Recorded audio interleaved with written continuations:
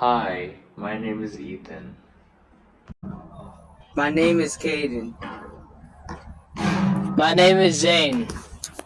My name is Kazuma. My name is Taylor. So, what do you guys think about World War I?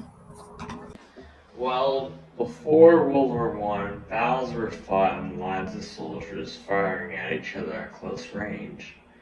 World War I brought new technological advancements in weaponry that greatly affected how people fought during battles. Many new advancements in medical care were also created as a result of World War I. Even now, these new technologies greatly impact the modern world. Well, yeah, it was a war, so they needed to get better weapons to kill better. And for that, they needed better intel as well. That's why they needed planes and balloons. Elaborate. Well, there were planes, balloons, and dirigibles, which were like the Hindenburg. They were used for bombing, spotting artillery, taking photos, and seeing into trenches. Although seeing into trenches on the other side was pretty dangerous. An article I read said that being an observer in a balloon or a dirigible was risky business. You could be shot down by the enemy.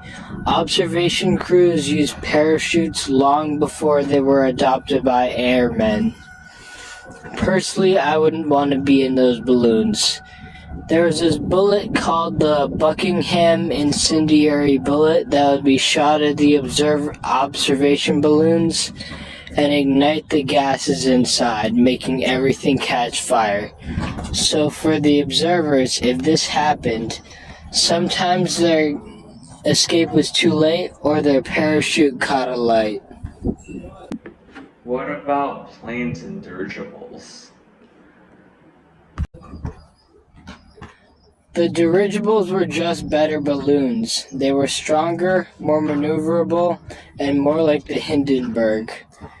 This article I read said that they were a constant sight above both sides' trenches on the Western Front. But about the planes, did you know that there was this guy from Germany named Baron Manfred von Richthofen, aka the Red Baron? He won in combat 80 times. The article I read didn't say much about the actual planes, probably because planes are just planes, pretty simple. It did say a lot about the counters to planes, though. Of course, there were the fire bullets, but there were also, as the article said, timed fuses that would detonate shells in the air, dispersing shrapnel to destroy aircraft. Since there wasn't much technology at the time, both sides just took machine guns and put them on tripods. But in 1917, Germany made an 88mm artillery gun to shoot down aircraft. That's about the diameter of a toilet paper roll. The British also made some anti-air guns, one of them being what was called the pom-pom gun. All of these anti-air weapons meant more planes would get shot down, and by the end of the war, Americans claimed 58 aircraft shot down from 1917 onwards. British and Australian forces claimed 340 aircraft shot down. French forces claimed 500 aircraft shot down, and German forces claimed over 1,500 aircraft shot down. The more you know. You know what? I remember Caden reading an article earlier. Caden, what weapons were invented during World War I again? The flamethrower is an infantry weapon. It can send a jet of flame many meters away toward enemy troops. Inside was a device, a cylinder of oil being pressured by propellant like carbon dioxide or nitrogen. Grenades, which were called bombs at the time, were used to throw at enemies to blow them up. It was a weapon to take out large number of troops. There were many types of grenades created during this time, including frag grenades, concussion grenades, smoke grenades, which was used to conceal movements, colored smoke grenades for signaling, gas grenades, and rifle launch grenades. Machine guns are a type of automatic guns that fire bullets in a rapid succession for as long as the trigger is pressed. It was designed for sustained direct fire. The periscope rifle is a type of rifle that allows troops to fire from inside the trench. This helps them by not exposing their position while they are firing at each other. That's really interesting, Caden. Hey Taylor, I read in an article that soldiers in World War I used a tactic called trench warfare. Do you know anything about it? Trench warfare was a warfare between two opposing sides of networks of dug trenches. Trench warfare was developed as a result of all the new technology developed during the war, like machine guns. Trenches were armed with defenses such as barbed wires and armaments. The land between the two opposing trenches is called the no man's land. It was uninhabited. It was an uninhabited area, bombed with artillery. It was usually filled with dead soldiers' bodies, shell holes, mud, and abandoned equipment. A very big downside of these muddy trenches were a disease called trench foot. This disease caused by the damp mud because of the waters in the trenches damaged tissue and blood flow, ultimately leading to an amputated foot to stave off an infection, possibly death. A quote from the worldwar.org says, "The mud in Belgium varies in consistency from water to about the thickness of dough ready for the oven," one British infantry wrote. The constant damp led to a condition known as trench foot, which, if left untreated, could require amputation to stave off severe infection and even death. What was life like for people in the trenches? Life in the trenches for the soldiers was very brutal. From history.com they said, infectious disease such as dysentery, cholera, and typhoid fever were common and spread rapidly. Soldiers had to deal with constant dampness that caused diseases, with additional bombardment from the opposing enemies.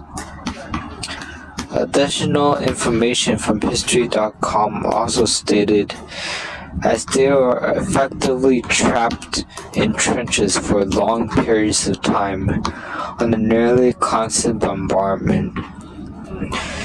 These constant endless bombardments eventually led to mental illness such as shell shock, also known as PTSD. Hey Taylor, do you know that because of trench warfare, New technologies were introduced to counter and break the stalemate caused by the trenches. No, I didn't. What kind of technologies were created? One of these inventions was a tank, which was developed in response to the stalemate of trench warfare on the Western Front. It allowed troops to break through enemy trench lines and end stalemates. Tanks also provided infantry support and offered cover for soldiers. They also crushed the enemy's barbed wire and destroyed the machine gun nests. Another benefit of tanks is that they allowed people to cross enemy lines in no man's land. Today, tanks are still used in battles and war. Poisonous gas canisters were another new technology that was developed to clear enemy trenches. The gas was an effective tactic for clearing enemy forward positions during the war. These gases included chlorine, bromine, mustard gas, and phosgene. When the wind was favorable, the gases were released into enemy lines. But because of the short range of the canisters, if the direction of the wind changes, the gas could prove lethal to the side using it. So what did people do to survive the gas? What was it like for soldiers before these anti-gas measures were invented? Well, Bert Newman of the Royal Army Medical Corps had this to say about the gas. And when the gas came over, you could see on the brow all these Algerians running from this gas. Of course, the Canadians were also there, and they got badly gassed. In the end, you could see all these poor chaps laying on the mine road, gasping for breath. And the thing was, it was no gas mask then. You see, and all these chaps just had to wet their handkerchiefs and put it over their mouths, or do what else they could, you see. That's cool. But you know what else is cool? The medical advancements that were developed in World War I. The methods of evacuating and treating wounded that were developed so quickly during World War I, or the origins of the technologically advanced tools used in both modern military medicine and everyday medicine today. What type of new inventions were there?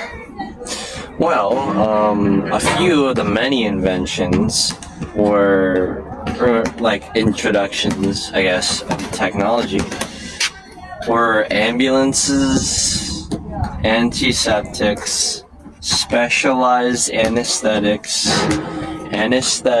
to reduce pain, obviously, because there was specialized anesthetics, so why wouldn't there be normal?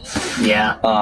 One of the more commonly used anesthetics being nitrous oxide, as well as anticoagulants to store blood in blood banks, were also developed because, there's not really any point of, treating a wounded person when they're just bleeding out. So those anticoagulants, probably helped a lot. Like to end their suffering? No, not to end their suffering. No, that's a bit dark, Zane. It's like to help, to stop bleeding out. But all of the previous, inventions, I guess, are still in use mostly every day in the world in hospitals, which is, it's kind of cool because World War I's so long ago and stuff is still being used. So yeah. What else? Another popularized method in the medical field, which is still used today, is rehabilitation. And before World War I, it wasn't really popular because, rehab's like, oh, why would you want to rehab when your leg is gone? You're just going to be reminded of more pain. But rehabilitation for tuberculosis,